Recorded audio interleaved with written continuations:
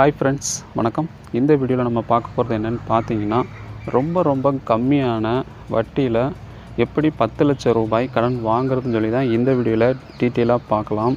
So Tamil Nadu அரசு சிறுபான்மையினர் பொருளாதார மேம்பாட்டுக்காண்டி 10 லட்சம் ரூபாய் இப்போ கடன் அறிவிச்சிருக்காங்க.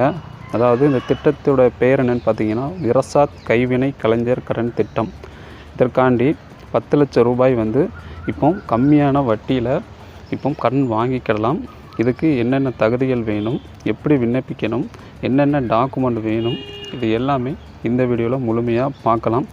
இக்கடன் பார்த்திங்கன்னா கைவினை கலைஞர்களுடைய மூலதன தேவையை பூர்த்தி செய்வதற்காக குறைந்த வட்டியில் கடன் வழங்குறாங்க. மேலும் பார்த்திங்கன்னா பொருளாதாரத்தில் பின்தங்கியுள்ள சிறுபான்மையான கைவினை கலைஞர்களுக்கு அவங்களுடைய பொருளாதாரத்தை மேம்படுத்தும் பொறுத்து குறைந்த வட்டி விகிதத்தில் மூலப்பொருட்கள், உபகரணங்கள், கருவிகள், இயந்திரங்கள் வாங்குவதற்காக இந்த கடன் திட்டம் அறிவிச்சிருக்கிறாங்க. இதற்கு என்னென்ன தகுதிகள் சொல்லி பார்த்துடலாம். விண்ணப்பிக்கும் போது அவங்களுடைய மதவழி சிறுபான்மையான இனத்தவரான இஸ்லாமியர்கள், கிறிஸ்தவர்கள், சீக்கியர்கள், புத்த மதத்தவர்கள், பார்சிகள், ஜெயினர்கள் இவங்களில் யாராவது இருந்தீங்கன்னா அவங்க தான் இதில் விண்ணப்பிக்க முடியும். விண்ணப்பதாரர் பார்த்திங்கன்னா 18 வயதுலேருந்து 60 வயதுக்குள் இருக்கணும். அதே மாதிரி ஒரு குடும்பத்தில் ஒருத்தருக்கு மட்டும்தான் இந்த கடன் வழங்கப்படும் சொல்லியிருக்காங்க. அதே மாதிரி பார்த்திங்கன்னா என்னென்ன டாக்குமெண்ட் வேணும்னு சொல்லி பார்த்துடலாம்.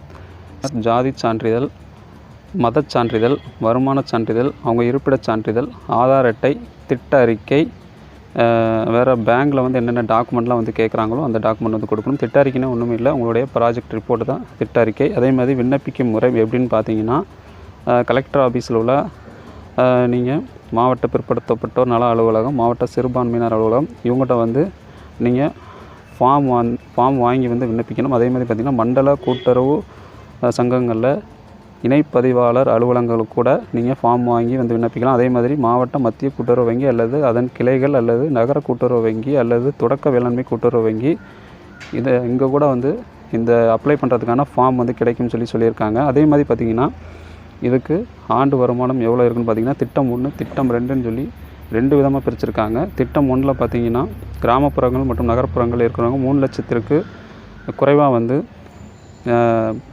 அவங்களுடைய ஆண்டு வருமானம் இருக்கணும். அவங்களுக்கு அதிகபட்ச கடன் தொகை பார்த்திங்கன்னா 10 லட்சம் வரைக்கும் கிடைக்கும். வட்டி வீதம் பார்த்திங்கன்னா ஆண்களுக்கு 5%, பெண்களுக்கு 4% கிடைக்கும். திருப்பி செலுத்தும் காலம், அதாவது லோன் டேர்ன்ஓவர் பார்த்திங்கன்னா 5 ஆண்டுகள் வரைக்கும் கொடுத்துருக்காங்க. அதே மாதிரி திட்டம் 2ல் பார்த்திங்கன்னா திட்டம் 1ன் கீழே நீங்கள் வராமல் இருந்தீங்கன்னா அவங்களுக்கு ஆண்டு வருமானம் பார்த்திங்கன்னா 8 லட்சம் வரைக்கும் இருக்கலாம்னு சொல்லியிருக்காங்க. கிராமப்புறங்கள் மற்றும் நகர்ப்புறங்களில் லோன் பார்த்திங்கன்னா 10 லட்சம் வரைக்கும் கொடுப்பாங்க.